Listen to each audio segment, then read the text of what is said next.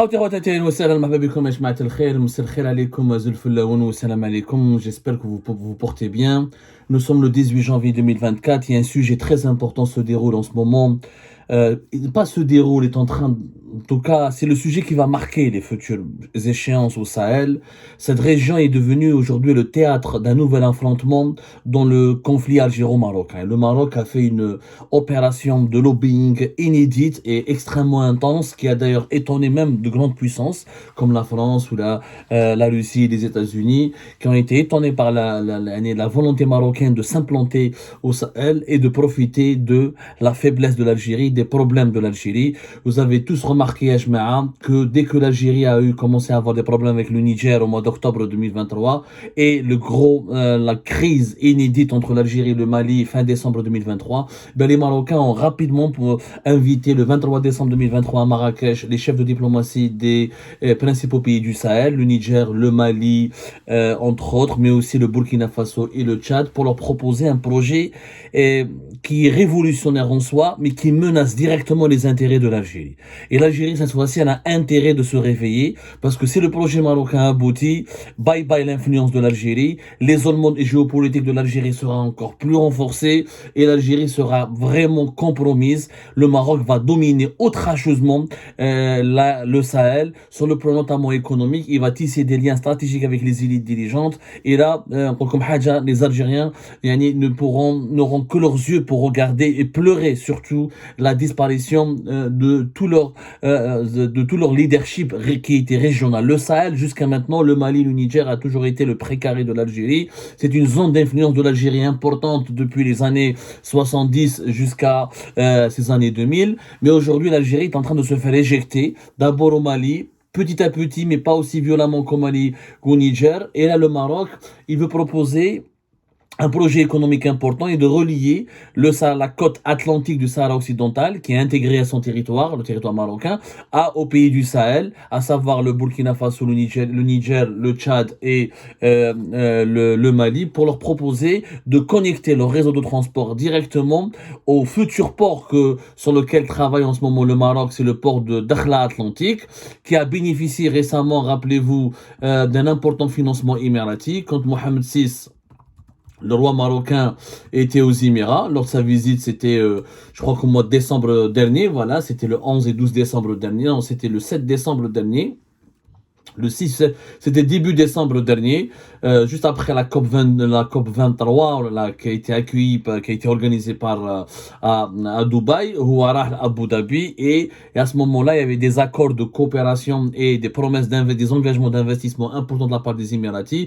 Parmi les projets que les Émiratis vont se tenir et que le président des Émirats Arabes Unis, Mohamed Ben Zayed Nahyan, a affiché, a promis de soutenir les Marocains là-dessus, c'est le fameux projet de Dakhla Atlantique, qui sera le futur grand port que le Maroc rêve de construire et de développer au niveau du Sahara occidental et au niveau de la face atlantique, et il sera parmi les plus importants ports de cette région du monde, avec celui de Dakar et celui de Casablanca. Et les Marocains ont proposé aux pays du Sahel de connecter leur réseau de transport au port Dakhla Atlantique pour leur permettre d'exporter leurs marchandises, d'importer les marchandises dont ils ont besoin et de désenclaver le Sahel. Le problème du Sahel, c'est qu'il est enclavé. Il n'a pas d'accès à la mer. Il y a effectivement le port d'Abidjan, qui est pas loin. Il y a d'autres ports au niveau du Bénin ou dans l'Afrique de l'Ouest. Mais ces ports ne sont pas aussi bien développés. Ils n'ont pas une grande logistique. Et les pays du Sahel qui sont enfermés, on l'a enclavé, ils n'ont pas, comment dirais-je, la possibilité de profiter d'un certain nombre d'infrastructures ou des aides pour des investissements pour développer leur propre production de services ou de biens et pour booster leurs exportations. Le projet marocain ne consiste pas uniquement à donner un accès à l'océan Atlantique, il consiste aussi à un accompagnement. C'est que le Maroc propose de mobiliser des fonds, et ça, il y a la main des Émiratis qui est derrière, pour ensuite développer les infrastructures du Sahel, pour que les entreprises marocaines qui vont investir dans le Sahel ou dans les pays du Sahel, avec les entreprises locales, vont développer ensemble des activités économiques qui pourront faire ensuite du commerce, de l'importation et des exportations depuis le port de Dakhla Atlantique. Ce projet fait paniquer Alger, fait beaucoup paniquer Alger. D'ailleurs, le retour de l'ambassadeur algérien juste au début du mois de janvier, vers le 4-5 janvier à Bamako, alors qu'il avait été rappelé par Alger 10 jours auparavant avant, vers le 22, 21, 23 décembre dernier. Le retour de l'ambassadeur algérien est une riposte de l'Algérie au projet marocain. Les Algériens ont compris, les dirigeants algériens ont compris qu'ils n'ont pas intérêt à ce que de laisser le vide, la place, que l'Algérie cède sa place au Maroc et que le conflit avec le Mali profite au Maroc. Les Marocains se sont positionnés rapidement dès que les autorités de transition maliennes se sont embrouillées avec l'Algérie. Et l'Algérie a eu peur, énormément peur que le Maroc s'approprie ou la tisse des alliances solides avec les élites dirigeantes du Mali, ou là conclut une amitié ou un rapprochement qui va faire beaucoup de mal aux intérêts de l'Algérie. Là, l'Algérie, le Mali pourrait tourner le dos définitivement à l'Algérie s'ils trouvent au Maroc les alliances nécessaires qui lui permettront de se construire, d'avancer et de progresser. Donc le projet Dakhla Atlantique, il est vraiment assez important. On parle d'un investissement de plus d'1 milliard de dollars sur le port, mais les Émiratis, ils ont promis beaucoup plus d'argent. On n'a pas les échanges précis entre les Émiratis, les autorités émiraties marocaines. Les Émiratis, ils ont des fonds d'investissement importants. Le fonds d'investissement d'Abu Dhabi, presque 1000 milliards de dollars. C'est parmi les 10 plus grands, les 5, voire les 5 plus grands fonds d'investissement, fonds souverains à travers le monde. Donc les Émiratis ont largement de quoi construire des projets au Sahara occidental. Il n'y a pas d'ailleurs que Dakhla, il n'y a pas que Dakhla Atlantique. Il y a aussi un projet de construire des aéroports à Dakhla, au Sahara occidental, ce qui va profiter à ce port. Il y aura un aéroport moderne et un port moderne. Il y aura aussi des ensembles immobiliers, des infrastructures routières. Donc on a bien compris ce qu'il y a derrière. Et c'est que il y aura des capitaux émiratis qui vont être injectés au Sahara occidental et qui permettront au Maroc de soutenir, de drainer des investissements et d'utiliser ces capitaux justement pour attirer les pays du Sahel parce que les pays du Sahel n'ont pas d'argent.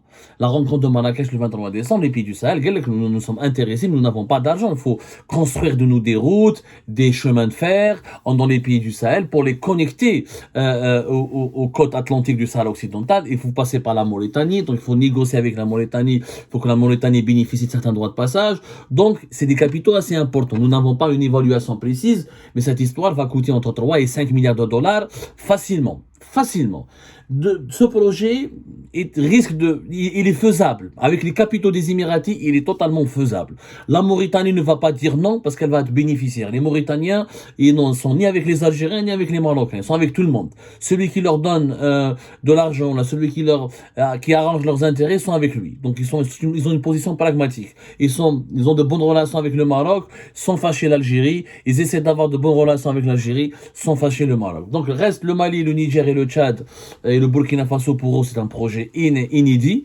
C'est hyper important d'avoir une nouvelle route maritime où là un accès à l'océan Atlantique.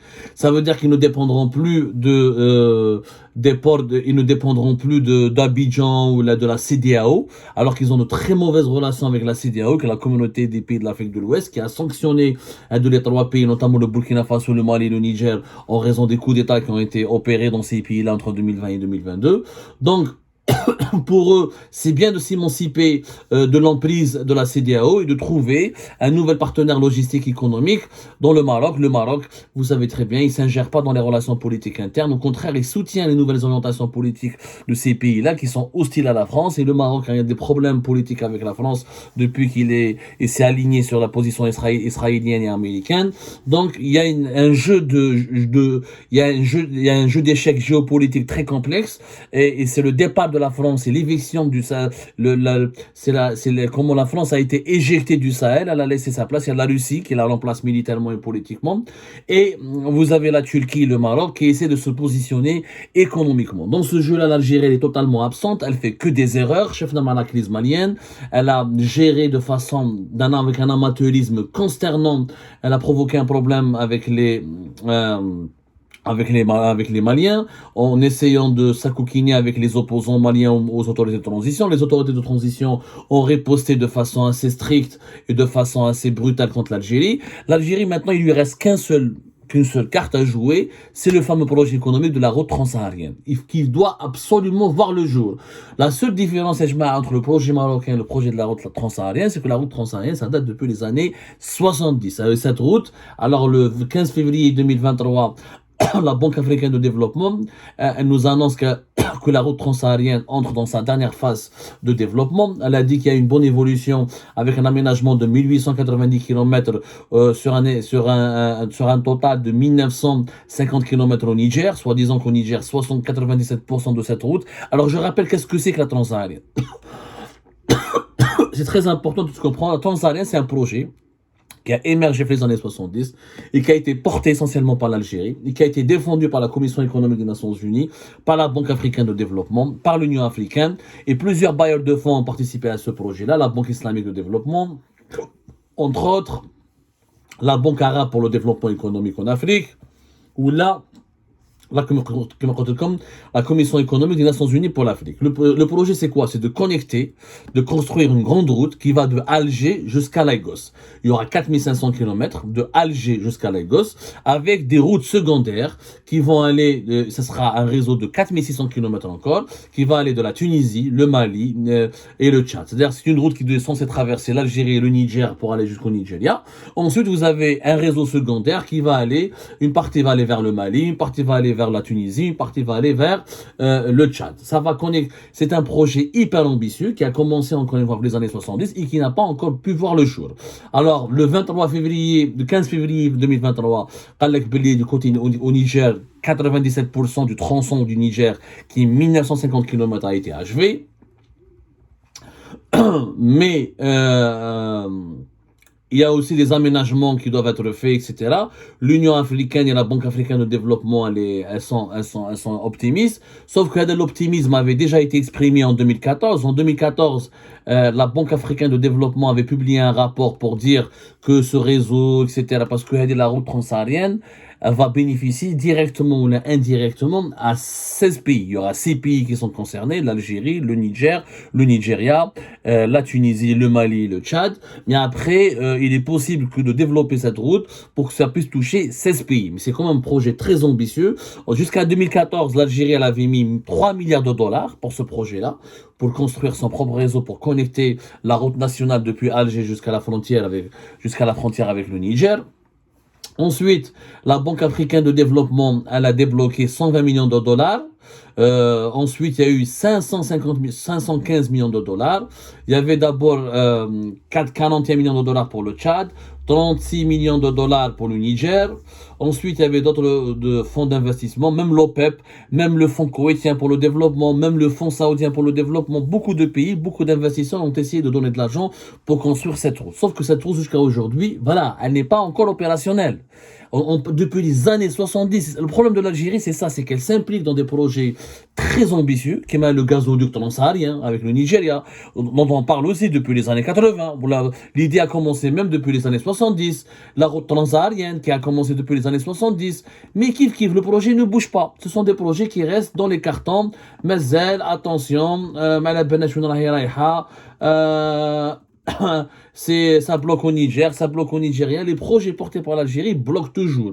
Parce que l'Algérie n'utilise pas toute son influence et n'accompagne pas les pays d'Afrique subsaharienne à trouver des solutions à leurs problèmes. Il faut que les pays d'Afrique subsaharienne n'ont pas d'argent pour financer des milliers de kilomètres de route. Donc, ou ils recourent à des prêts, ou ils ont des problèmes de sécurité et d'insécurité et qui bloquent et qui ralentissent les travaux, ou les prêts ne sont pas débloqués dans les bons moments, ou les entreprises de réalisation qui manquent. Mais l'Algérie aurait dû, dès le départ, intervenir financièrement, économiquement, et pourquoi pas même avec la coopération militaire pour assurer la réussite de ce projet qui est stratégique. Vous imaginez un camion qui démarre depuis Alger, qui peut aller ramener les marchandises jusqu'à Lagos. C'est un rêve. Les économistes, ils disent que la route du développement passe par le développement de la route. La route du développement passe par le développement de la route. L'Union européenne, les États-Unis d'Amérique, les grandes puissances économiques se sont faites quand elles ont pu développer des grands réseaux de transport. Là où tu peux transporter des marchandises et des biens, c'est là où tu peux avoir du développement économique, de la croissance économique. Donc cette route, elle était stratégique.